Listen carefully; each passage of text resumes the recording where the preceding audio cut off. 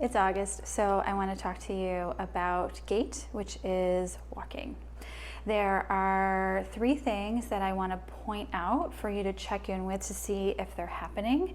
There's a whole bunch of stuff that happens while we walk, but these 3 things, in my opinion, are what will give you the biggest bang for your buck in terms of supporting your body and making sure that certain muscles are engaging in order to support you.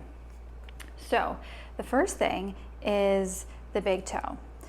The reason that we have our big toe, this is my favorite fun fact of all time, is to propel us forward when we walk. It's also bigger for a reason. So most of us, myself included, don't always use our big toes when we walk. I noticed that I wasn't using it on one side, and that same side, my pelvic floor is weaker. So there's a connection between these two through the fascia, through the inner arch, the medial arch of the foot, and the muscles of the pelvic floor. If you're interested in that, you can read more in the blog post. So let's try to walk a little slower, and when the foot is back, we want to push off on that big toe. So you just enunciate it a little bit. And then see if it can get a little more normal walking. And then try walking and making sure that it's happening. The second thing that you want to check to see what's going on is that the arms are in opposition, meaning that when one leg is front, the opposite arm is front. But also, when we think about the big toe, if my left arm is forward, my left leg is back. Left arm forward, push off with left big toe. Right arm forward, push off with right big toe.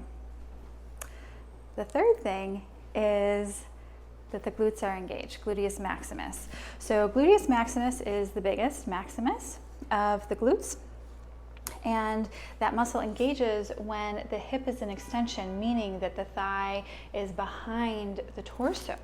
So you can imagine that your hands are in your back pockets and walk around normally and see if there's any engagement happening. So if you're feeling engagement happening, you don't have to try anything.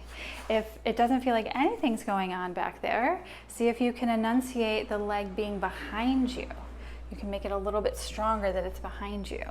So we do the enunciation a couple times, and then you see if when you make the movement more natural, it's happening.